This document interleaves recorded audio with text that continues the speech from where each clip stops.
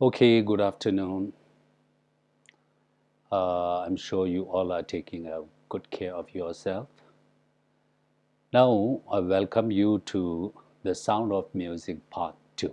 Okay, the Sound of Music Part 1 we have already done, and in the first part, we talked about Evelyn Glennie. Okay, uh, a deaf who is a great musician.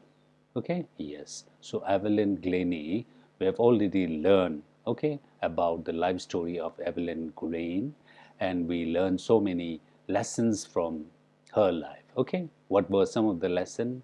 That determination and hard work. Okay, it's very important in your life. So if you have got determination and hard work, then you will achieve your ambition, your goal. Okay, so I hope you will keep these lesson in your mind. Okay, yes. So let us start the Sound of Music Part 2. Now, before I talk about this lesson, I just want you to listen to this music. Okay, yes, I want you to listen to this music just 1 minute. Okay, and then after that, you are going to identify the instrument. Okay, yes. So let us together listen to this music.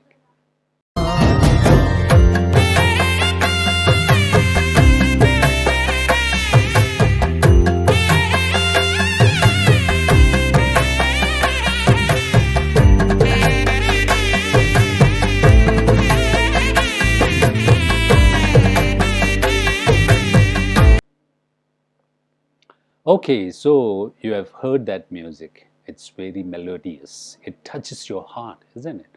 Now you tell me, what do you think is the name of the instrument?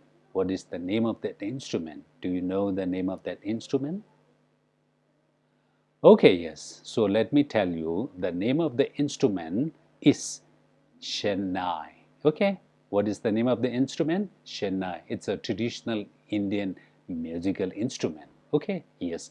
As a Tibetan, we have got so many traditional musical instruments, isn't it? We have got damne, piwang, yangji, so many things. So this is one of the Indian traditional um, instrument. Okay, yes.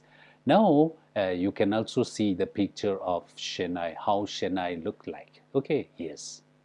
Now, this is the lesson called the Chennai of Bismillah Khan. So, we are going to talk about that great, which is Chennai master, okay, very expert, okay, Ustad Bismillah Khan. Have you heard of this name, Ustad Bismillah Khan?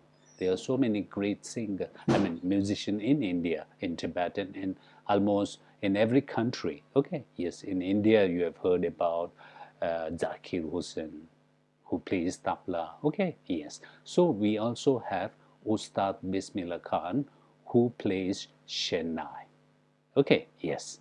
Now, to start with the lesson, let us talk about the history of Chennai, how we came to know about Chennai, how Chennai came into being. Okay, yes. So let us have a look. Now, as far as the history of Chennai, this instrument is concerned, this instrument it's originated from the former instrument called Pangi or Panji. Okay, you can also see, and I'm sure you have, what should I say, seen this being used by snake charmers, I think. Okay, yes. So the sound of that instrument, Panji, it's not that much melodious. It's very unpleasant and it's shrill. So that's why the King Aurangzeb banned that instrument. Okay, yes. Now later, what happened was there was one barber in a family of musicians. Okay, and he tried to revive that instrument. He tried to bring some change in the instrument because the sound of that instrument was very unpleasant. So he wanted to bring some change. Fortunately, he was able to bring some change. Okay, so that instrument, he made that instrument little longer, and then he made 7 holes on the body. And then he started playing that instrument. So, to his surprise, the sound produced by that new instrument was very melodious. So you see, his family members here, they also played instruments in the what should I say, king's palace. You got it? So royal palace. And one day he played that new instrument, and to his surprise, everyone was impressed by that melodious sound. And now you see that Barber, he, what should I say, made a new instrument. So whenever we have new instrument of anything, we give them the name, isn't it? So they were talking about the name for that instrument. And do you know the name?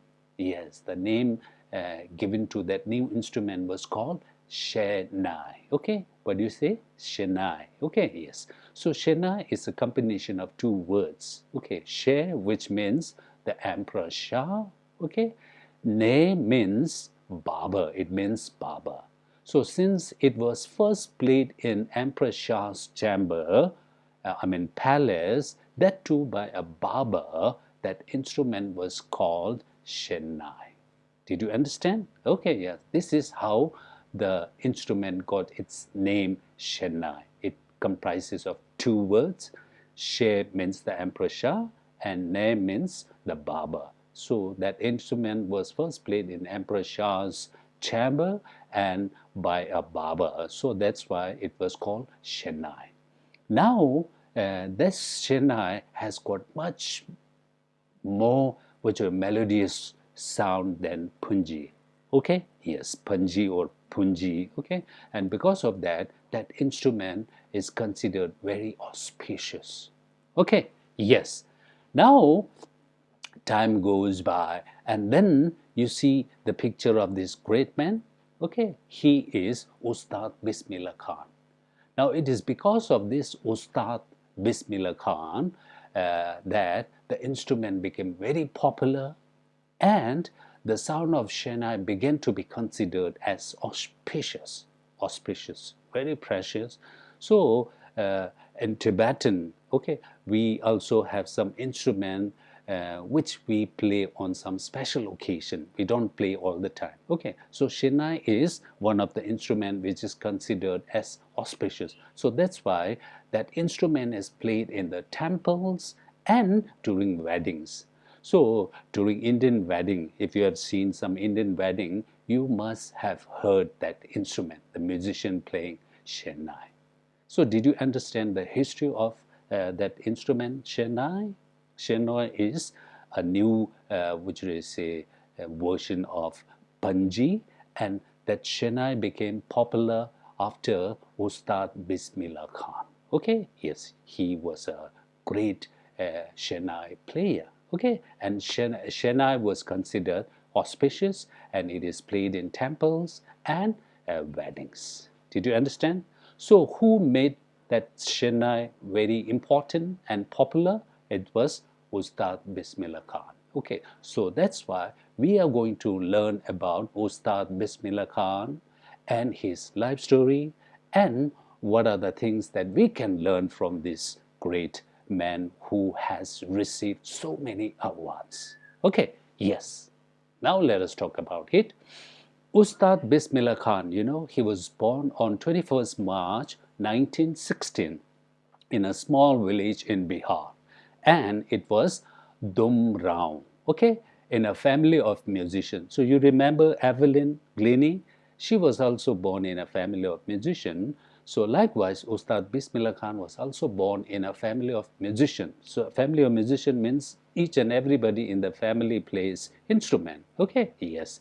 And he also has a grandfather. What was his grandfather's name? His grandfather's name was Rasul Box Khan. Okay, now he used to play in the Bhojpuri king's palace.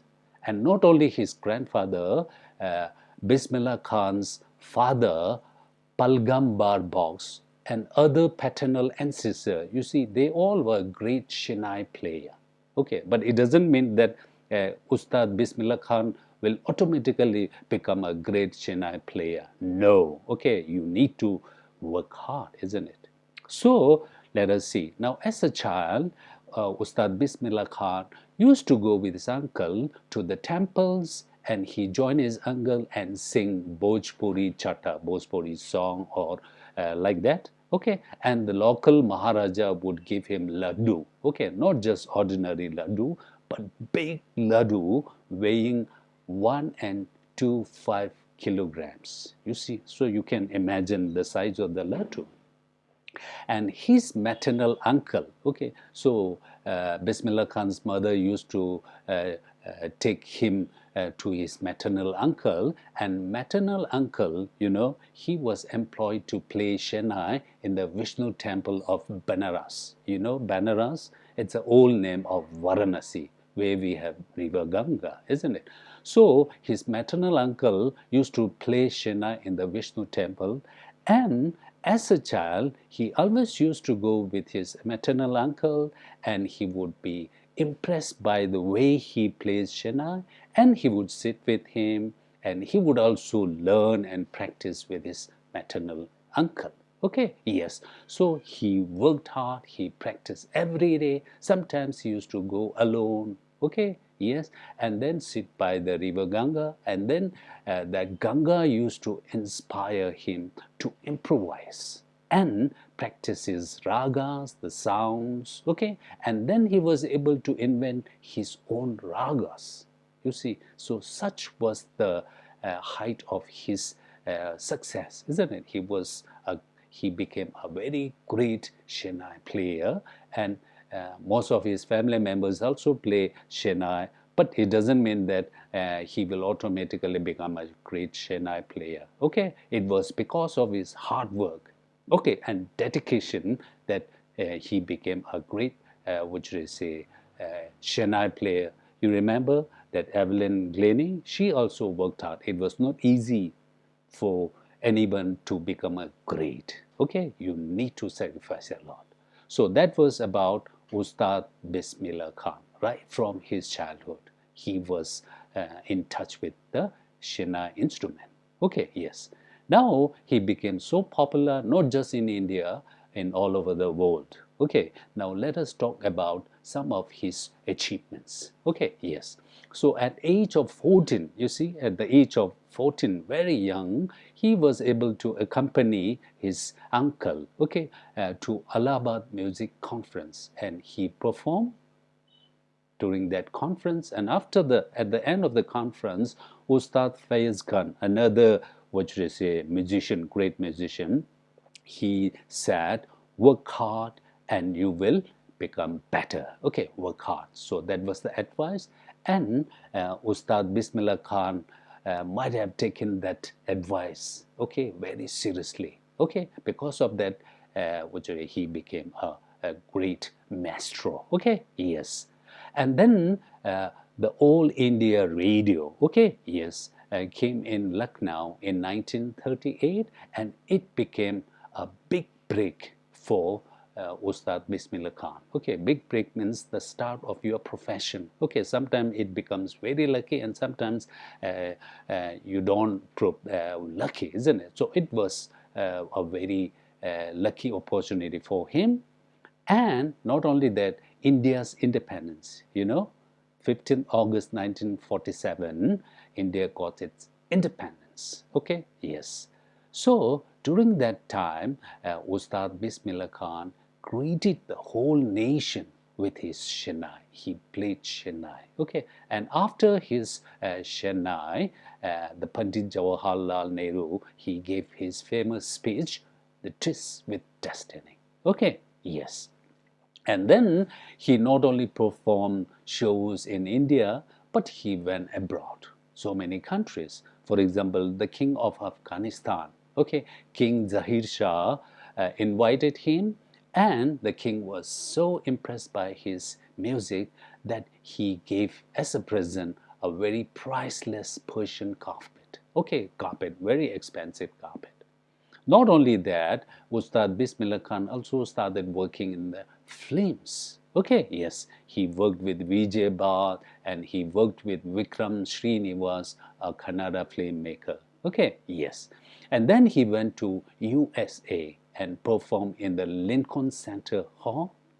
And he also went to Montreal, He performed during the Cannes Art Festival, and he also performed during the Osaka Trade Fair.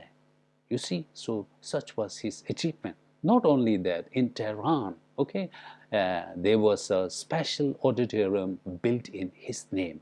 Okay, the auditorium was named after him. For example, Tahar Mosque, okay, Ustad Bismillah Khan. So that was the name of that whole auditorium. Okay, and in India, he received almost all the important awards. Okay, for example, Padma Shri Award, Padma Bhushan Award, Padma Vibhushan Award, and one of the most precious civilian award. Do you know what is the highest civilian award? It is Bharat Ratna.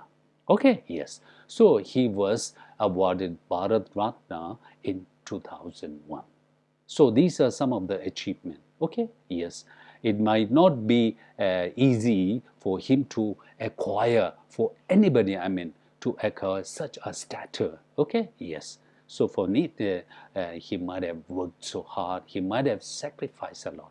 That's why he became where he was. Okay, yes. So anybody can, nothing is impossible. The only thing is you need the determination and you need hard work. Okay, so that is the lesson that we learn from these two great musicians. Okay, Evelyn Glennie and Ustad Bismillah Khan. Okay, yes. Let us talk about him further. Okay, yes. So Ustad Bismillah Khan's life is a perfect example of the rich cultural heritage of India. Okay, yes. His life has become a perfect example. India has got a huge cultural heritage. Tibetan have. Okay, we have got so many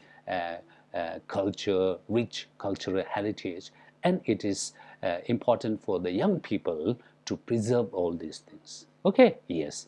And not only that, no matter where he goes, okay, he used to make so many foreign tours, but he is always fond of his roots. So that means he spent most of his life in Banaras, Varanasi, along the river Ganga, and he was also fond of his own birthplace in Bihar, Damron. Okay, yes. Now these are the things. So no matter how great you become, it's very important for you to keep in touch with your roots. You know your roots. Okay, yes. And not only that, he has got a special message for everybody.